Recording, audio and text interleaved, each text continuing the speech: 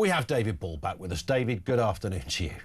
Good afternoon, Ian. I'm so sorry about that. Obviously, IT issues this high up, when you're at this height of the building, obviously, Yes. it falls over. Nice to see you, by the way. Yeah, you too. When you said this high up, I thought you meant your status in life, David. I mean, you know how there is that. No, I'm on the 24th floor, actually, so I'm pretty high. Great views of London, although looking down on London and the rest of the country with the way the resident doctors are behaving, I think is pretty tragic. Look, I think it's not often I agree with Wes Streeting, but let's just be very clear what the resident doctors have had. They've had a 22% pay rise or thereabout, plus a 5%, so we're now at 27%. They want another 26%. Now, you go to any plumber, carpenter, electrician, nurse, you go to anyone, small business owner, anyone in this country and say, would you like a 55% pay increase? Well, the answer, of course, is yes. Is that going to be acceptable to the employer? Is it actually possible? Is it pragmatic? Is it practical? No. And also, I feel really strongly about this because what they're doing, Ian, it's cold, it's cruel, I think it's incredibly disruptive. And mark my words, it will kill people this Christmas. This is the busiest time for the NHS. And you and I have spoken about this a great deal, but when I was training, we had 300,000 beds in this country, hospital beds, 300,000. We are now down to 180,000 beds. Wow. Our population is 67 million people, so do the maths, there aren't very many beds. I was in hospital last week, already patients lined up in the corridors, no dignity, no one can actually deal with any of this. We've now got high levels of flu, which has started very, very early. Now, whilst it sounds like I'm actually blaming the doctors, I'm not actually in many ways. I'm blaming the British Medical Association. It is a nasty left-wing union. It is seeking to look after itself. It wants to have political power. It senses a very weak Labour government, and I think that is fair to say. The government is very weak. And of course, the government gave in right at the beginning, didn't it? It said, right, you can have huge pay rises, and they thought that would be the end of that. Yeah. But that's not how these unions work. And in fact, I was so disgusted by the way that the BMA was behaving, I resigned my membership, as have many of my friends who are physicians.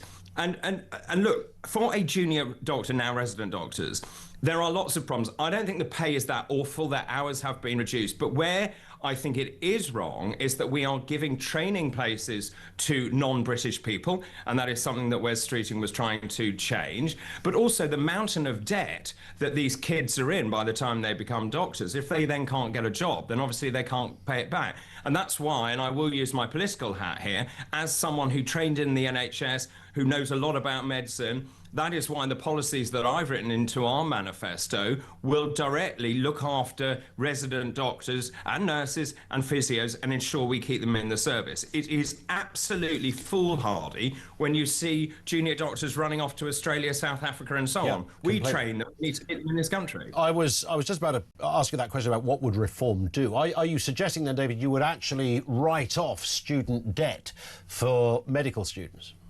Yeah, that's something I'm really keen to do, actually. So there needs to be a contract to say that actually, if you stay within the NHS for a set period of time, this hasn't been nailed down yet, but let's say 10 years, then we will pro rata actually take away your debt. So the longer you stay in the NHS, the more of that debt will pay off. And I think that is the right thing. I was very lucky because when I trained, of course, there were no tuition fees.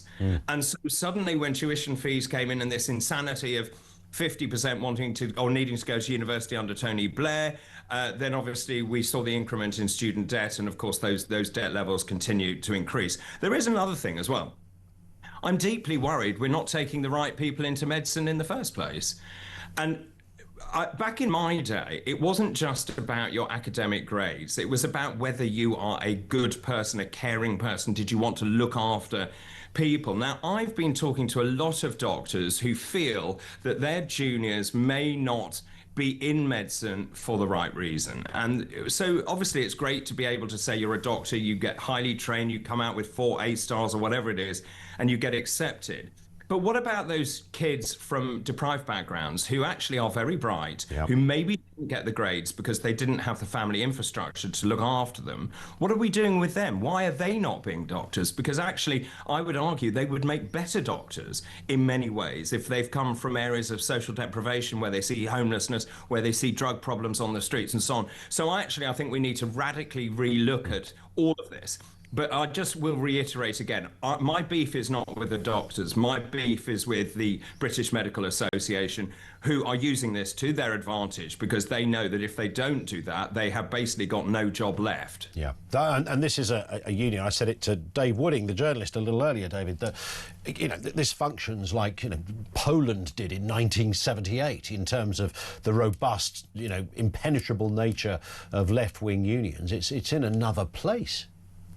It is. You're absolutely right. And of course, I go back to the bigger issue, which is if you look at the government generally, I have never known such a dysfunctional, rudderless government with no ideology, no belief structure. It really doesn't know what it's doing. It has managed to cripple businesses with the employers' national insurance increase from 13.8% up to 15%. It's crippled the farmers. It's crippled pretty much anyone in this country who is trying to earn a living.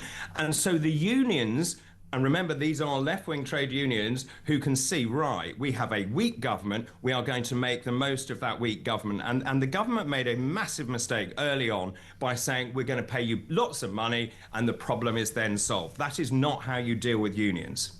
And in terms of spaces or places for newly qualified doctors, David, am I right in saying that there are limitations? So we often hear of people who've left medical school, they've done the whole bit, and it's hard work, as I know in the 50s when you were training, it was probably slightly different, but nonetheless, nobody, I had to get one of those in there somewhere. Nobody will dispute the amount of work. I've known so many medical students, and it's the pressure is properly on, and then you finish and realise, oh, actually, there's no jobs to go to because they've limited the amount of places. What's that all about? But the whole thing is absolutely insane. Of course, we want to keep the British trained doctors in the system and to ensure that primacy goes to British doctors. We need more training places. Now, to be fair to the government, they've said we will increase those numbers of training places. But it's always been tough. But again, from my perspective as Reform UK, stop importing cheap labour, stop importing doctors from other countries,